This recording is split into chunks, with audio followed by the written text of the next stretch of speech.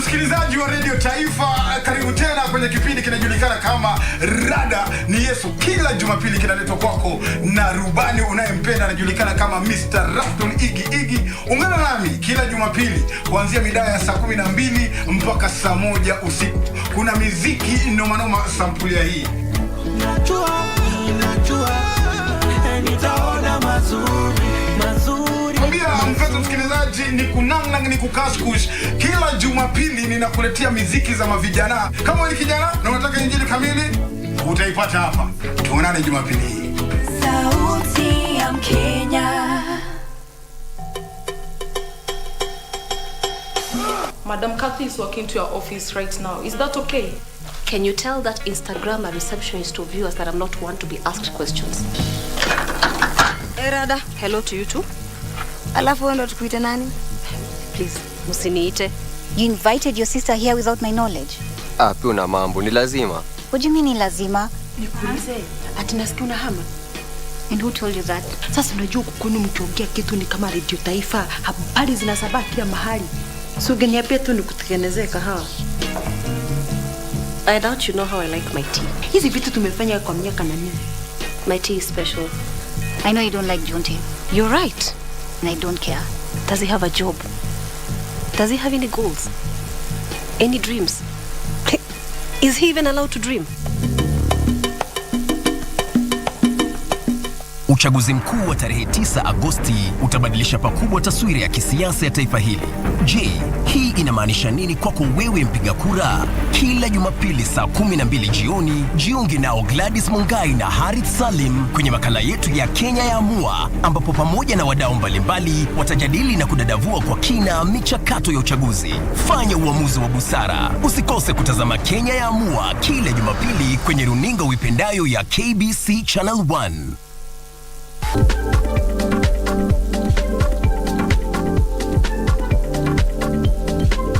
As times changes, technologies grow, and so you need to be in the know. We bring you tech news from all over the world. Me, I understand science revolves around life. Tech policies and programs. Take on Tech has your back. Coming to your screens every Saturday at 4:30 p.m. only on KBC Channel 1. Join me, Stephanie Ayeta and Grace Gidaiga as we serve you with only the best tech updates the world over.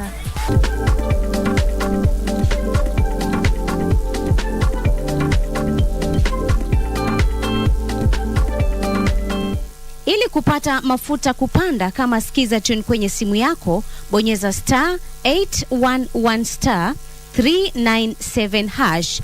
Nashukuru serikali kwa kuongeza bei ya mafuta. Sasa niko kwa highway na kuna traffic hata kidogo. Naomba serikali iendelee hivyo, tubaki tu watu ya gasla na heavy machine peke yake. Pia mimi naomba huyu serikali waseme kama gari yako ni below 3000 cc, gari yako ili kupata mafuta kupanda kama skiza tune, bonyeza *811 397 hash. *811 397 hash. Remember that where there was fire, ashes remain. Yes, but she's in love with someone else. With whom you forced her to get married. You're a murderer. My father died and it was all your fault. I didn't kill your father. You're crazy. I am not crazy. Move away. He's your son. Don't you treat him like that. I will protect you. You know that I'll ruin you if I open my mouth. Our dad ordered you to leave him, but you're rolling in the hay with him. Just leave us alone. You know you never change. I'm sure that their love won't last too long. It's because of her, right? You leave me because of her. Please leave your brother alone. Someday you'll accept her. What are you doing here? Get out of my house and get out of my daughter's life. Gonzalo, please stop. Get out of here. Everyone is against us, but they can't make us stop from loving each other. Dare to leave me. Did you know that while many road traffic crashes are avoidable, human behavior continues to be the leading cause? Stop these crashes before they stop you. Ensure that you adhere to traffic rules to prevent these crashes. Always observe the fatal 6 to be safe. When driving, please ensure that your speed is within the stipulated limits, the road ahead is clear before overtaking, stick to your lane, Keep left unless carefully overtaking. Ensure that you are well rested before driving on long distance. And never drink and drive. Usalama barabarani starts with you. Fika salama. This message is brought to you by NTSA and the European Union.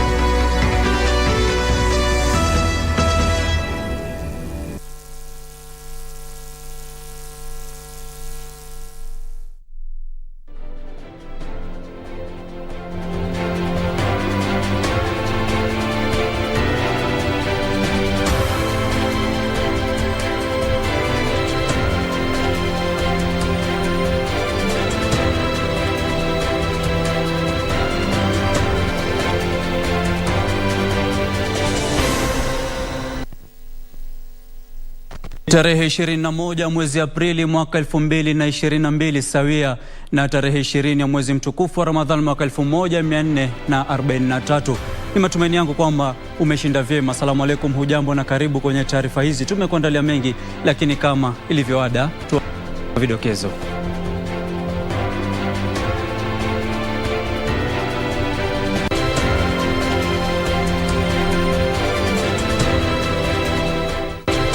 Mchakato wa kumteua mgombea mwenza wa Raila Odinga waanza.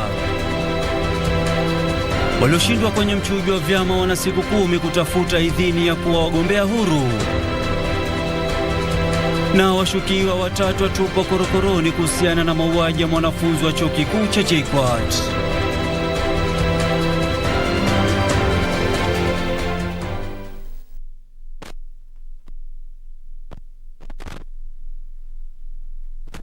Karibu mtazamaji, naitwa Ahmed Juma Bhalo, ukipenda niite AJB. Mwenzangu wa lugha ishara ni Lucy Moura. Na chama cha Azimio la Umoja wa Kenya kimebuni jopo la kumteua mgombea mwenza wa Raila Odinga kwenye uchaguzi mkuu wa mwezi Agosti mwaka huu. Akizungumza baada ya mkutano wa faragha ulioongozwa na mwenyekiti wa Baraza Kuu la Azimio wa Kenya, Rais Uhuru Kenyatta, katika jumba la KICC, katibu mkuu wa baraza hilo Junet Mohamed alisema baraza hilo limeiagiza Baraza la Kitaifa kuratibu mkakati kabambe wa kuhakikisha kuwa chama hicho kinashinda viti vingi katika bunge la kitaifa na pia mabunge ya kaunti. Siku ya Alhamisi asubuhi, viongozi wakuu wa muungano wa Azimio la Umoja wa Kenya wakiongozwa na mwenyekiti wa muungano huo Rais Uhuru Kenyatta walifanya mkutano wa faragha katika jumba la mikutano ya kimataifa la Kenyatta KICC. Na baada ya saa kadhaa, viongozi hao wakiongozwa na Rais Uhuru Kenyatta, kiongozi wa muungano huo Raila Odinga na kiongozi wa chama cha Wiper Kalonzo Musyoka miongoni mwa viongozi wengine wakajitokeza na maazimio yafuatayo. The council also resolved to appoint an advisory panel to recommend to the presidential candidate suitable candidates for nomination as the deputy presidential candidate. Kulingana na katibu mkuu wa Baraza Kuu la Muungano ambaye pia ni mbunge wa Suna Mashariki Junet Mohamed, viongozi hao waliagiza Baraza Kuu la Muungano kuratibu mikakati kabambe wa kampeni kuhakikisha kuwa muungano huo unashinda viti vingi kwenye uchaguzi mkuu. Viongozi hao kadhalika waliazimia kubuni jopo la kushughulikia mizozo ya uchaguzi miongoni mwa masuala mengine. Directed the National Coalition Executive Committee to immediately prepare a campaign strategy and plan that will ensure 1. The Azimio la Umoja One Kenya presidential candidate wins the 2022 presidential election. Muungano wa Azimio la Umoja wa Kenya ulisajiliwa rasmi kuwa muungano wa chama cha kisiasa wiki iliyopita. To ensuring that the forthcoming general election is characterized by sober contemplation and debate on key national challenges. Na tukisalia kwenye masuala yanayofungamana na siasa, muungano wa Kenya Kwanza umeahidi kukomesha mizozo ya mara kwa mara kati ya wavuvi wa Kenya na wenzao wa Uganda ikiwa utabuni serikali ijayo. Mwaniaji wa urais kwa muungano huo, naibu rais William Ruto, amesema atashauriana na rais wa Uganda Yoweri Kaguta Museveni kuhusu mbinu za kutafuta suluhisho la kudumu kwenye mzozo wa muda mrefu kati ya wavuvi wa Kenya na maafisa wa serikali ya Uganda. Harambee! Mimi ninajua pia mnataka biashara ya uvuvi ambayo ndio ilikuwa soko kubwa ilikuwa hapa kwenu, ambayo imekwama kwa sababu ya tofauti zetu na wandugu zetu wa hapa jirani. Mimi nasimama hapa, mnajua huyu mzee Museveni ni rafiki yangu, si namna hiyo? Mimi ninazungumza na yeye, nimwambie tunataka tufanye biashara na wawache kuumiza watu wetu na wawache kufunga watu yetu. Kila mtu afanye biashara ili tuweze kuendelesha uvuvi, tuanzishe uchumi wa hapa Sio Port. Hii Sio Port ilikuwa inavuma sana kibiashara kwa sababu ya kahawa kutoka Uganda. Wakati ule Sio Port na kule Chepkube ndiyo ilikuwa inatengeneza matajiri Western. Tunataka kama serikali kuhakikisha biashara tunayofanya na majirani Uganda, Rwanda, Burundi, Kongo inafaidi watu wetu ambao wanalinda mpaka.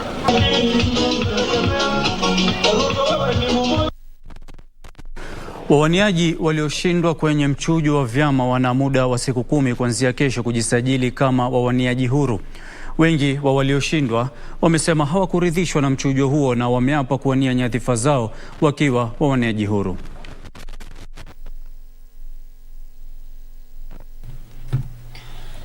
Kwa mujibu wa kalenda ya uchaguzi, siku ya mwisho ya mchujo wa vyama ni Alhamisi usiku wa manane. Hata ingawa vyeti vya uwaniaji vinaweza kutolewa baada ya tarehe 21 mwezi huu, mwaniaji hawezi kutambuliwa kwa wadhifa wowote ule na kupitia utaratibu wowote ule baada ya makataa hayo. Walioshindwa kwenye mchujo wa vyama wana siku 10 kujisajili kuwa wawaniaji huru, lakini ni lazima wajiuzulu kutoka vyama husika, wachague nembo watakayotumia na wawasilishe sahihi za wapiga kura waliosajiliwa wanaowaunga mkono kabla ya kuidhinishwa. Jumla ya sahihi hizo ni tofauti kuambatana na wadhifa unaowaniwa. Malalamiko kuhusiana na shughuli ya mchujo wa vyama yanaendelea kupokelewa kutoka maeneo mbalimbali. Wakazi wa wadi ya Kanyamkago Kaskazini waliandamana kupinga ushindi wa mwaniaji wa chama cha ODM George Okinyo Mamba.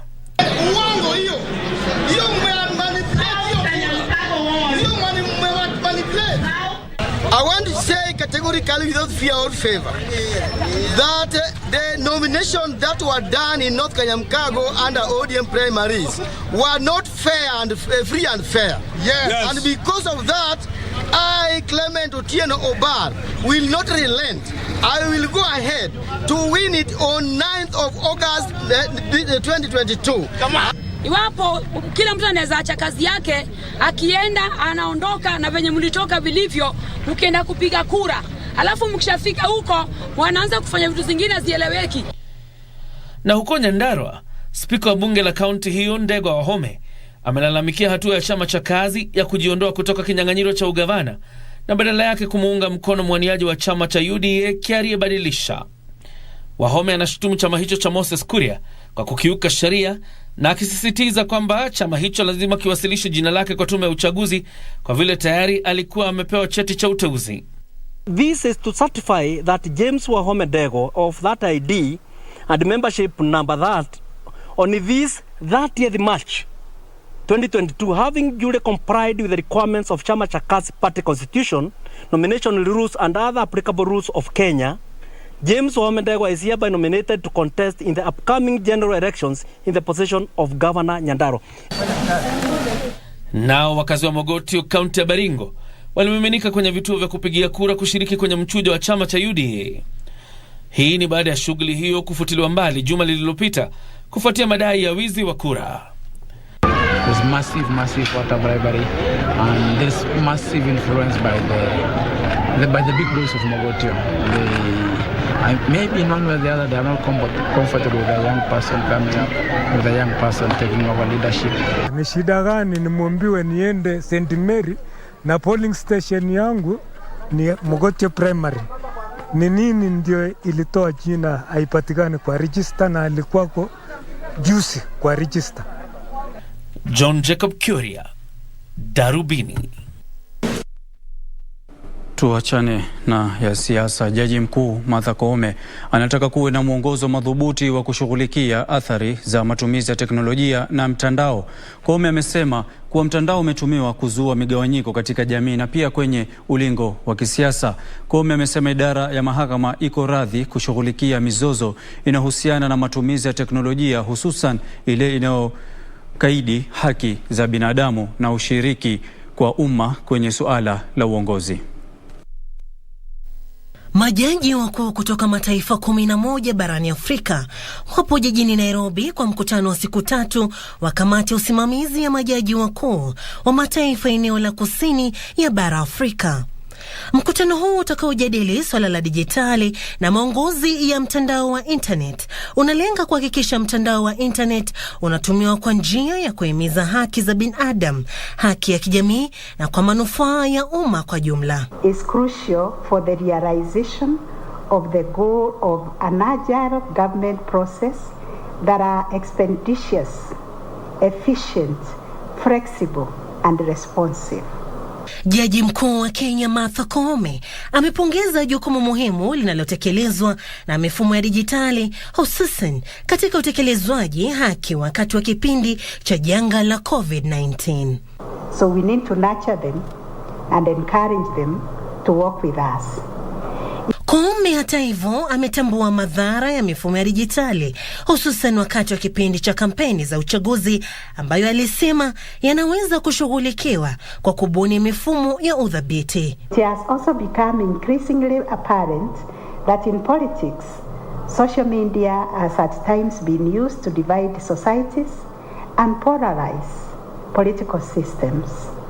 This has been a function of the deployment of hate speech, fake news and disinformation through social media platforms. Matamshi ambayo yaliungwa mkono na wenzake ambao walitaja jukumu la idara ya mahakama katika kuzuia masharti makali zaidi ya serikali kama vile kufunga mtandao wa internet ili kuhimiza uwazi na uwajibikaji katika maongozi. It is the hope of all of us that those entrusted with information, be it public or private bodies, will step up their efforts to address an unjustified restrictions to access to information. As Kenya draws to its general elections, the International Commission of Jurists has had numerous opportunities to engage the government and telecommunication companies such as Meta on the need to keep the internet and information superhighway accessible. Internet shutdowns disrupt and violate a range of fundamental rights, including freedom of expression and right of access to information. The internet in Africa has been accompanied by attempts by some to control the digital flow of information and communication through internet shutdowns, censorship and surveillance. Sarafina Robi, Darubini. Na mtazamaji, ni wakati wa kupata pumziko fupi, alafu hapo baadaye nitarejea na taarifa nyingi zikiwemo taarifa za spoti kama ambayo naifuatilia hapa, ambayo inaonyesha matumaini kwa mashabiki wa Manchester United. Muda mfupi uliopita klabu hiyo ya Manchester United imemtangaza Erik ten Hag kama meneja mpya wa timu hiyo. Ten Hag alikuwa ndiye kocha ama meneja wa timu ya Uholanzi Ajax, lakini hivi sasa ametia saini kandarasi ya miaka 3 na uwezekano wa kuongeza tena mwaka mmoja kama meneja wa Manchester United. Acha tuone kama ndio itakuwa ni mwisho wa masaibu yetu. Pate pumziko fupi mtazamaji.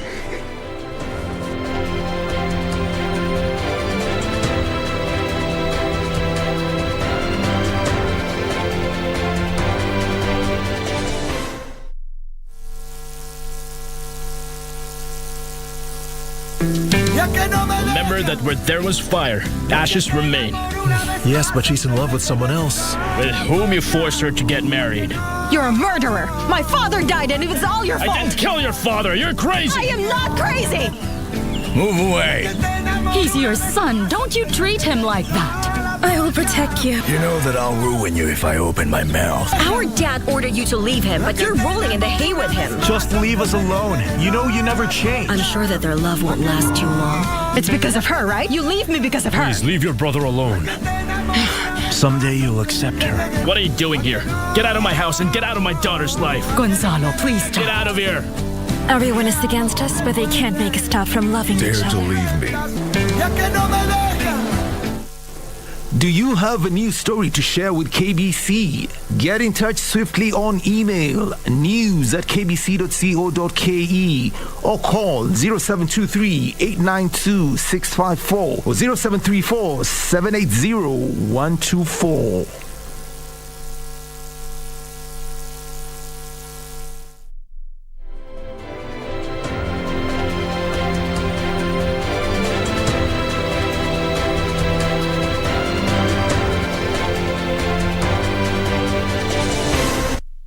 Tena mtazamaji, kwa awamu ya pili ya taarifa hizi za Darubini ya Channel 1. Hivi sasa tuelekee mahakamani ambapo mlalamishi mmoja amewasilisha rufaa mahakamani kutaka hazina kuu izuiwe kutenga fedha moja kwa moja kwa afisi ya mkurugenzi wa mashtaka ya umma. Frederick Bikeri anadai afisi hiyo si asisi ya kikatiba bali iko chini ya tume ya kuajiri watumishi wa umma ambayo husimamia shughuli zake. Kupitia wakili wake, Bikeri anasema afisi hiyo ilipokea tuzo ya ubora kutoka kwa taasisi ya usimamizi wa fedha ya chama cha wahasibu humu nchini na halmashauri ya masoko ya mtaji kinyume cha sheria. Bikeri anadai kwamba afisi hiyo si asasi huru na anataka izuiwe kuchapisha nafasi za kuwaajiri maafisa wake wakiwemo mawakili wa serikali, kwani jukumu hilo limetwikwa tume ya kuajiri watumishi wa umma. We want the office of the ODPP to be compelled by an order of mandamus to return forthwith the awards or the illegal awards that they have since received in the pretense that they are an independent office or a constitutional commission. Jaji Anthony Mrima aliagiza rufaa hiyo isikizwe tarehe 10 mwezi ujao. Kwingineko, watu watatu wanaohusishwa na mauaji ya mwanafunzi wa chuo kikuu cha sayansi na teknolojia cha Jomo Kenyatta amezuiliwa kwa siku 14 zaidi kutoa fursa ya uchunguzi. Hii ni baada ya afisa anayeongoza uchunguzi huo Peter Kaibiru kutaka muda zaidi wa kukamilisha uchunguzi. Joseph Mushiri mwenye umri wa miaka 22, Kefa Mwaneki na Paul Mbada wa umri wa miaka 20 wanadaiwa kumuua kwa kumdunga kisu Joel Juma ambaye alikuwa mwanafunzi wa mwaka wa 4 katika chuo hicho. Mwishowe, afisa mkuu wa kiufundi wa kampuni ya Betika Fred Gitonga ameachiliwa kwa dhamana ya shilingi milioni 5 na bondi ya shilingi milioni 2 pesa taslimu.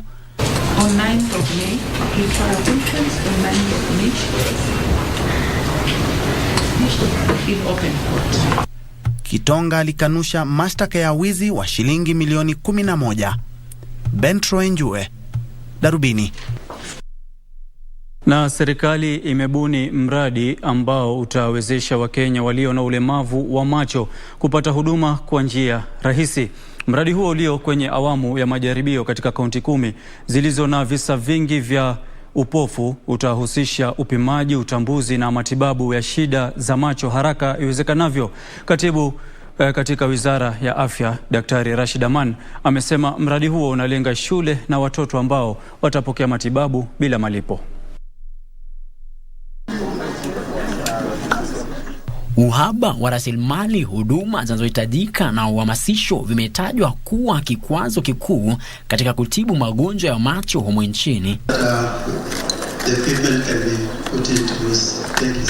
Na katika juhudi za kushughulikia swala hilo, serikali kwa ushirikiano na shirika la Kikristo la kukabiliana na magonjwa ya macho imeanzisha mradi wa miaka 4 wa kutibu magonjwa ya macho katika kaunti 10 humu nchini. This project aims at improving integrated health systems for eye health, including community and school screening for eye diseases and conditions, provision of spectacles for children, sight restoration interventions like cataract surgery for the blind, and rehabilitation of those who cannot have their sight restored.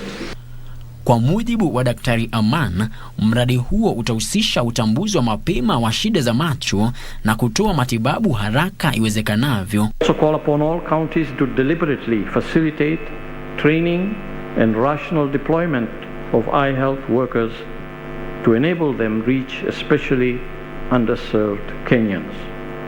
And appeal to all Kenyans to take advantage of the availability of these eye health resources in our health system.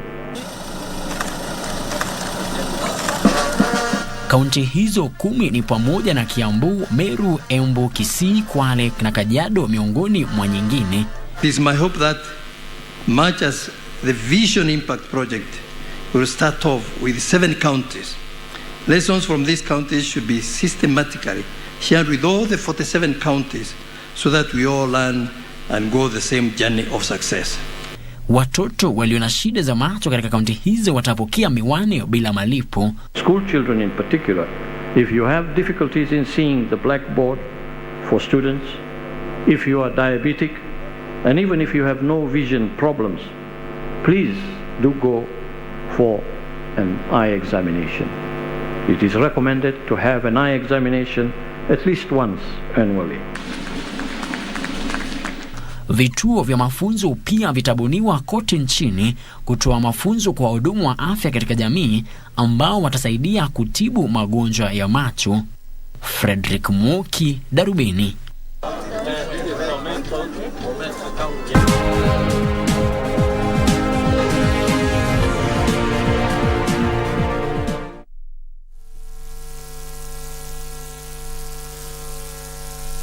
Did you know that while many road traffic crashes are avoidable, human behavior continues to be the leading cause? Stop these crashes before they stop you. Kamene talks like a lady, walks like a lady, laughs like a lady, dresses like a lady. And dear Lord, if this is the sign you are giving me, your servant Kamene Mwaluko, I am lady, I was born lady.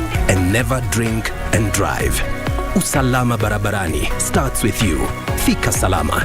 This message is brought to you by NTSA and the European Union. Uchaguzi mkuu wa tarehe 9 Agosti utabadilisha pakubwa taswira ya kisiasa ya taifa hili. Je, hii inamaanisha nini kwako wewe mpiga kura? Kila Jumapili saa 12 jioni, jiunge nao Gladys Mungai na Harith Salim kwenye makala yetu ya Kenya ya Amua, ambapo pamoja na wadau mbalimbali watajadili na kudadavua kwa kina michakato ya uchaguzi. Fanya uamuzi wa busara. Usikose kutazama Kenya ya Amua kila Jumapili kwenye runinga uipendayo ya KBC Channel 1.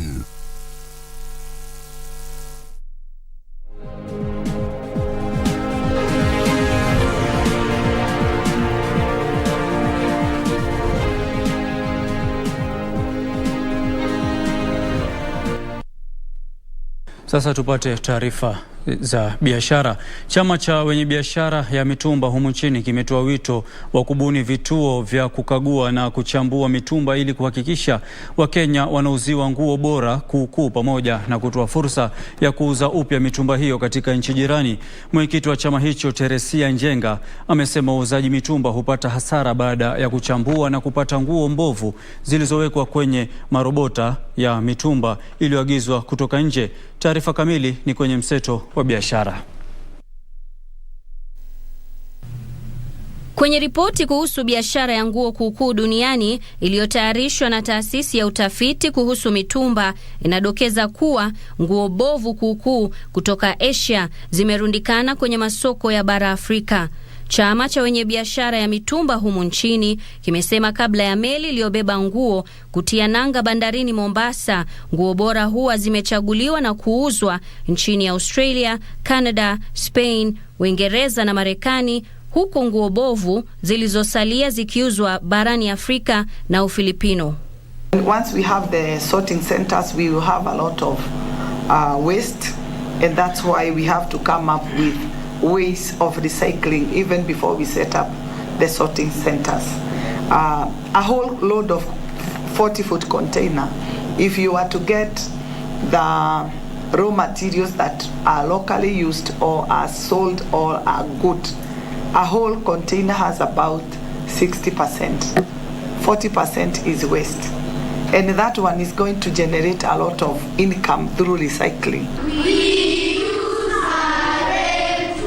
Wakati huo Kenya inanuia kutumia zaidi ya shilingi bilioni 450 katika kipindi cha miaka 10 ijayo kufanikisha mpango wa elimu dijitali ili kupiga jeki matumizi ya teknolojia humu nchini.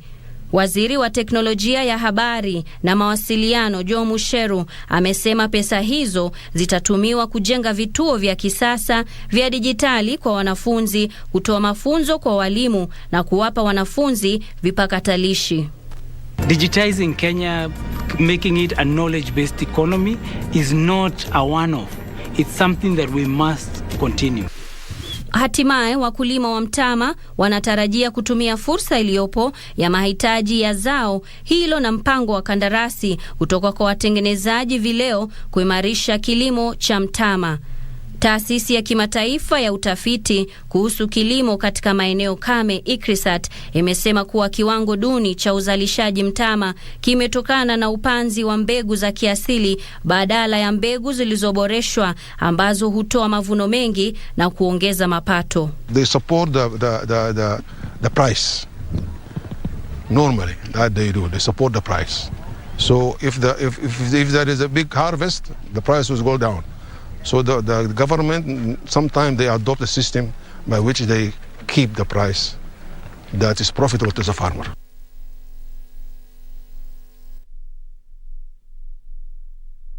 Na mtazamaji, hivi sasa ni wakati wa taarifa za michezo, na upande wa pili wa studio namuona mwenzangu Kiphaf ama Kipnusu Timothy. Yuko upande ule, sijui ametuandalia yapi kando na yale ambayo nilikuwa nimeadokezea hapo awali kuhusiana na Erik ten Hag, kocha mpya wa Manchester United. Kwako Kiphaf. Shukrani mwenzangu Bhalo. Kuna mengi kwenye habari za sporti, ikiwemo taarifa kuhusiana na timu ya taifa ya mpira wa mikono ikiwa na lengo la kumaliza miongoni mwa timu 3 bora. Bila shaka mtazamaji, tutakuwa na kufahamisha taarifa hiyo muda baada ya mapumziko mafupi. Naelezewa kwa sasa tuangazie taarifa hizo za spoti. Karibu, mimi naitwa Timothy Kipnusu na ngwananga. Taarifa kwamba timu ya taifa ya mpira wa mikono ina lengo la kumaliza miongoni mwa timu 3 bora kwenye makala ya 24 ya michezo ya Olimpiki kwa wanamichezo wenye ulemavu wa kusikia atakaoandaliwa nchini Brazil mwezi ujao. Timu hiyo ina imani kuwa itafanya vyema zaidi ikilinganishwa na mashindano ya dunia miaka 4 iliyopita ilipomaliza katika nafasi ya 5. Timu ya wanaume ya mpira wa mikono inanuia kumaliza miongoni mwa timu 3 bora kwenye michezo ya Olimpiki ya wanamichezo wenye ulemavu wa kusikia nchini Brazil. Timu hiyo ina imani kuwa ina uwezo wa kuzishinda timu nyingine, hasa Croatia ambao ni mabingwa wa dunia. Kenya imetengwa kundini A pamoja na Brazil, Ujerumani, Serbia na Cameroon, ilhali Croatia imetengwa kundini B pamoja na Uturuki, Denmark, Venezuela na Ghana. Vijana tumejaribu nao sana, wana improve sana because unajua tukianza tulikuwa na wachezaji wengine ambao tujazoea sana. So hiyo time nimekuwa na wao kuangalia, kuwa gauge, na sasa wako vizuri sana. Alafu advantage ya vijana pia washakuwa pamoja for long. I think for kitu kama 4 years wamekuwa pamoja. So kwao kuwafundisha si ngumu sana. So ni skills tu moja, 2, 3 zinaingia, wako poa, wanaendelea poa sana. Kulingana na mazoezi ya majuma mawili waliofanya uwanjani Nyayo chini ya mkufunzi Frederick Omole, timu hiyo ina imani kuwa ina uwezo wa kuishinda Brazil na Cameroon baada ya kutazama mechi zao. Now as we are practicing and the government has kitted us very well the shoes, and that's very encouraging for us. Even in the hotel where we are residing and the training, everything we've been provided for. Now our expectation, we expect that to win, and we are going to bring back the medal, and that is our hope and promise to Kenyans. Kocha Omoli anawaamini wachezaji 15 waliowachagua kutoka kwa kikosi cha wachezaji 24 walioitwa kambini. Aidha, timu hiyo inahitaji kuimarisha safu ya ulinzi. Kwingineko, bingwa wa marathoni duniani Ruth Chemngetich ameteuliwa kuwa mwanamichezo bora wa mwezi Machi wa chama cha wanahabari wa michezo humo nchini SJAK kwa ushirikiano na kampuni ya LG. Chemngetich alitoa tuzo hiyo baada ya kuwashinda Abel Kipsang, Samuel Gadhimba na Eliud Kipchoge miongoni mwa wengine ambao pia waliwania tuzo hiyo mwezi jana. Ruth Chemngetich ametuzwa kwa kuwa mwanamichezo bora wa mwezi Machi, hiyo ikiwa mara ya pili kupokea tuzo hiyo ya chama cha SJAK kwa ushirikiano na kampuni ya LG baada ya kung'ara sana wakati wa mbio za marathoni za Nagoya za kinadada ambazo alishinda kwa muda wa saa 2 dakika 17 na sekunde 18.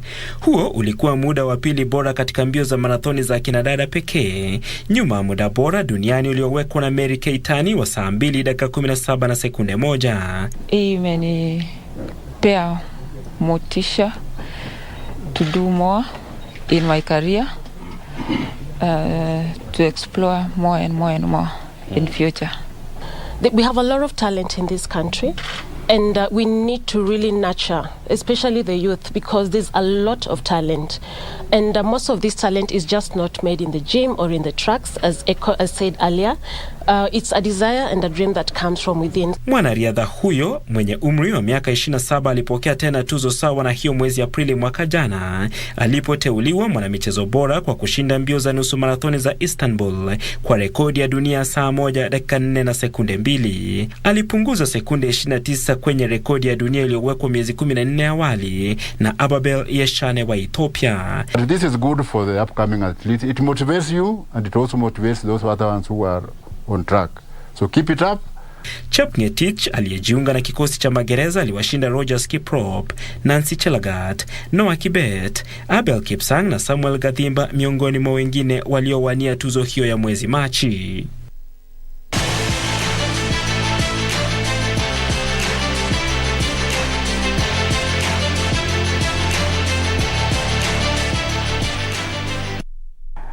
Kitambulisho hicho ni ishara tosha kwamba ni wakati wa kufunga mikoba yangu na kuondoka studio, lakini sisi kama wale mashabiki wa Arsenal tunapoendelea kusherehekea kuchabangwa kwa Chelsea mabao 4-2 hapo jana, vile vile wale mafans au mashabiki wa timu ya Manchester United akiwemo AJB hapa studioni vile vile na furaha mpwito kupata kocha mpya, manake Erik ten Hag kama alivyodokeza ndio meneja mpya wa timu ya Manchester United ambapo alitoka kwenye Ajax, na bila shaka mwenzangu AJB una yapi kuhusiana na mimko huo? Kusema kweli kama shabiki wa Manchester United tangu mwaka 2013 Sir Alex Ferguson alipojiuzulu, Manchester tumekuwa tuko tu hatuonani, lakini kuajiriwa kwa Ten Hag kama meneja mpya wa Manchester United inaonekana kuna matumaini. Kwa nini? Kwa sababu ni miongoni mwa makocha waliojizolea sifa kochokocho barani Europa. Amekuwa katika timu ya Ajax kwa kipindi cha miaka 4 na kipindi hiko cha miaka 4 amefaulu kushinda vikombe 4 na vile vile akawahi kutawazwa kama maneja bora kwa miaka 2 kule nchini Uholanzi. Na vile vile vitu tunavyozungumza, ligi ya Uholanzi inaelekea kukamilika na anatarajiwa kuiongoza Ajax kutwaa ubingwa kwa mara nyingine nchini humo. Kwa hivyo tuko na hopes ama matumaini kuanzia msimu ujao, lakini hivi sasa hata mkitufunga Jumamosi Arsenal, wallah tumekubali. Na mtazamaji, kufikia hapo hatuna la ziada na ndio tunatamatisha taarifa hizi. Mimi naitwa Ahmed Juma Bhalo, ukipenda niite AJB, mwenzangu wa lugha ishara ni Lucy Moura. Tukutane wiki ijayo. Assalamu alaikum.